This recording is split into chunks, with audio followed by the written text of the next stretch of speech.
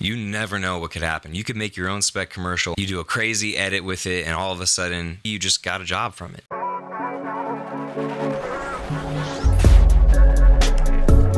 My name is James West Webb. Some people call me James, some people call me West. Call me whatever you want. I did a spec commercial. Let's all start clapping. What's a spec commercial? Basically, a spec commercial is a commercial. It's not really a real commercial. It's still real to me, damn it! I mean, it is, but it isn't. In short, you weren't hired by said company to make them a video. So why do them? Well, you can add more material to your portfolio. Also, if you've never done a commercial before, it's a pretty stress-free way to experiment. I mean, the ultimate goal is that you could show a future client, not even necessarily from that brand, that you can make their product look good. Yup!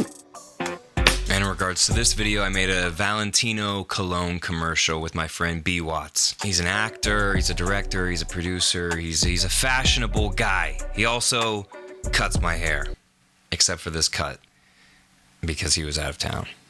Don't kill me. We were hanging out one day and I brought up that I've been doing a lot of spec commercials. I've done some for Chanel Blue, for Dior, for the Mademoiselle Chanel. And he was like, why don't we do something? I said, yeah, it's a great idea. He's like, well, I got a lot of cologne bottles if you want to like choose one. So showed me his insane collection and the Valentino bottle was just like, oh yeah, that's the one. It just looked aesthetically pleasing. We were like, we could do something with this. We could do something with this. Talking to me? We decided on this all black outfit. It was super sick. It went with the bottle. So next was, when do we shoot and how do we make this easy? There's this spot in downtown LA that a lot of people shoot at. You can see it in Kendrick, Rihanna video. I've shot a fashion film in this spot before, but it's really cool. It's like this super long street and it's underneath a road, but it has these giant openings. So they're just like these perfect skylights. And that day it was extremely cloudy, so it was like having a super soft source, which was incredible for us. So I fortunately have the RED Komodo. We used my 11 to 20 Tokina Cine Zoom. In addition to that, I used my RF 70 to 200. So what is the basic idea? Well, there wasn't exactly a narrative. We just wanted to go there, shoot something really flashy, something quick, something to the point,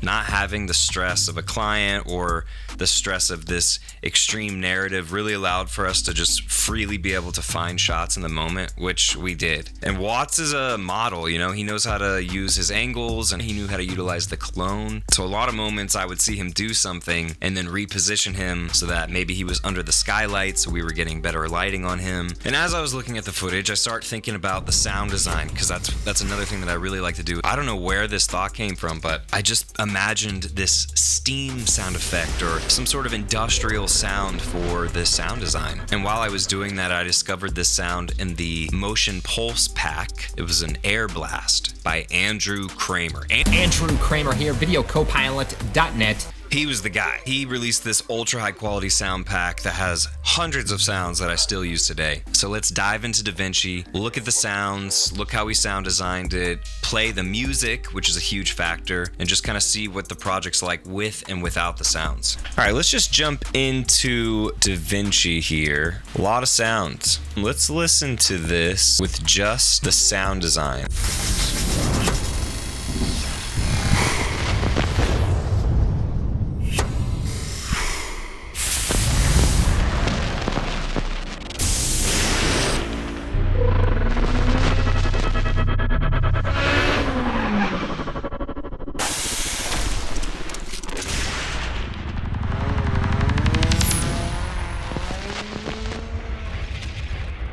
And now with just the song, you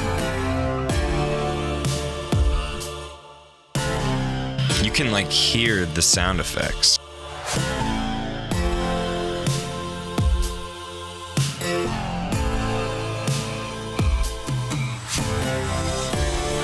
You can literally hear how I like base it off of his tempo. Not quite my tempo. So it's like dun, dun, boom, ah, da-na-na, da, boom, bah. So yeah, like this air blast. Ah, such a good sound. Almost sounds like Darth Vader a little bit. The exhale. Mix in like a little power whoosh. Those power whooshes are pretty sweet. They're so good for movement. This static for this film grain effect. Analog, static. Another one. Power whoosh. FX flicker. So you add all those together, and that's what you get.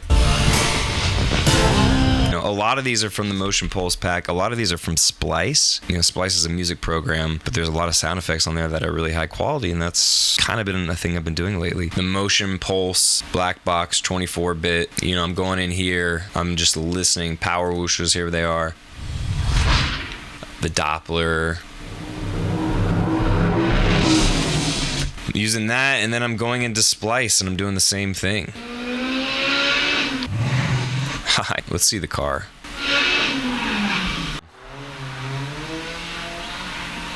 That's all playing underneath. You don't even hear it, really. The music is really supplementing the piece. It's providing a rhythm. It's providing cuts for me because I'm listening to all these moments. I love using the arrows, and you can hear where the bass hit is. Or in this case, it's a snare drum. So I cut right on that hit.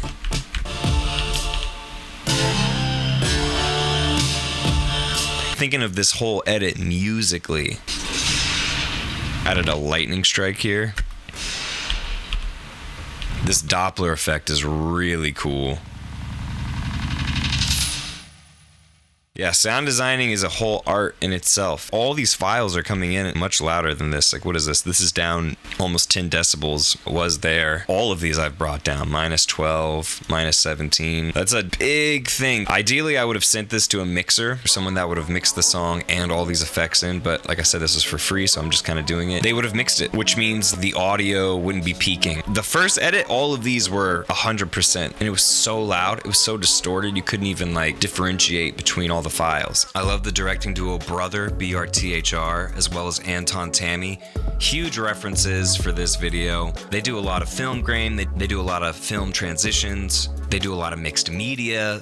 They don't care if lights are blowing out, they don't care if things are underexposed. They just rock. They just go with whatever the flow is, and I think that that's so cool. There's something freeing about not necessarily like having this crisp and clean image. They love to dirty things up and be really grungy and raw with it. So I wanted to bring that aesthetic to this commercial because, one, we were shooting in downtown LA. We're shooting this really interesting sort of darker cologne bottle, and Watts just had this like badass outfit that it all just worked together really well. I ended up finding this really, really cool film LUT called CinePrint 16 Film Emulation by Tom Bolus. It's like $55.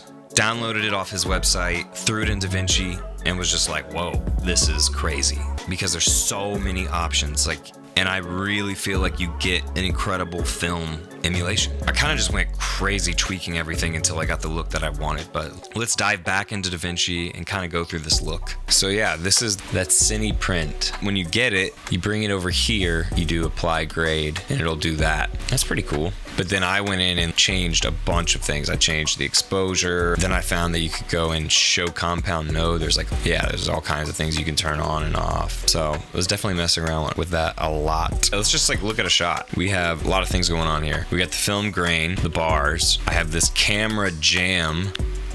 Let's look at the grade here. On its own, that's what we're dealing with. The original CinePrint LUT does that, and then I did that. I mean, look at the difference. See, I have all the detail there, but I want it to be crunchy. I want it to be a little super strong vignette. I want you focusing here. I want you focusing right there. I think this is great. Some people would probably say this is all too dark, but I don't think it is. I don't think it's too dark at all. Let's just keep going here. This one's cool. This is very Weekend. Look at that. All the detail. All of this is there. It's just supposed to be a vibe. It's supposed to give you a feeling. This one's cool. Same thing. You can see all of this. You can see everything. I blow it out, giving really big contrast. The lights with this LUT kind of gives it as if it's film, and plus my grain over top of all of it. Yeah, that's such a strong... I mean, I love how this looks. I think this looks sick. This defied the whole shoot right here. This shot. Look at this. That's what it was. Let me show you without the grain, without the camera jam, without the bars. Woo! You don't need to see all this. You know what I'm saying? You don't need to see all this. Look how like just insanely contrasty, and it's like very Godfathery. All the info is there. Here's the cine print. It could have looked like that. Could have looked like that. I don't want it to look like that. I want it to be so like an album cover, you know? Look at his hair. This is directly underneath that skylight on my 70 to 200. He's pretty far away. A lot of digi zooms. This is a good digi zoom one. Let's see what we did here. Yeah, big rotation. This one too. I mean, it's so simple. If I don't do a rotation, look at that. So not interesting. You had that little rotation. You can see it up here. See, there's no rotation. And then it looks like it's rotating that way. And you can see, that's the file of the clip. But when you have bars, I'm hiding the rotation. So here, I'll turn the effects off so you can see it better. See this? When you're rotating, you start to get all messed up here. The bars help hide things like that. Oh yeah, it's normally this, which is cool. But when you add the dolly zoom, it's super zoomed in and you can see the compression changing.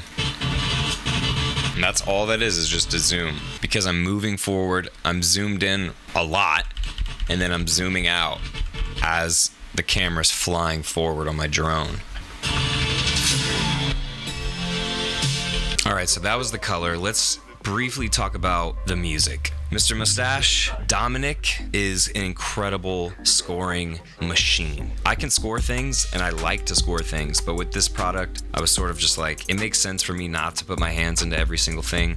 Otherwise, this is gonna take longer to get finished. So I had recently done my Iceland video with Dominic. He scored that, which I thought he did a phenomenal job.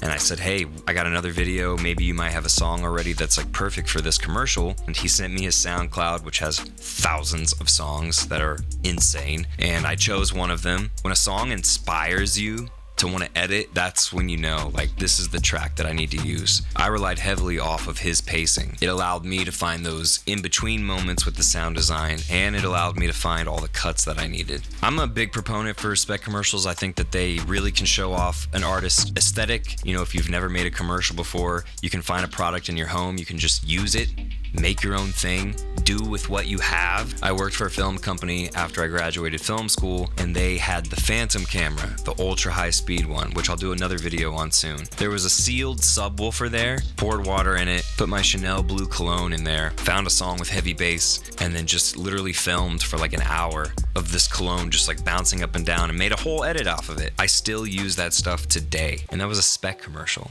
My hope with this video is to inspire someone that doesn't even know about spec commercials or that it's even a thing. Well, it is a thing. I encourage you to find a product that you have at home. It could be literally anything. It could be a cologne bottle. It could be sunglasses. It could be a food item, a drink. Try to make something short and simple, nothing too crazy. You don't have to have an insane narrative or anything. Just something that, with your style, you can tell a quick 30-second commercial and see what you can do with what you have. Even if it's on your iPhone, go for it. If you don't have a camera that you think is the camera that you need to be shooting with, try to eliminate those thoughts.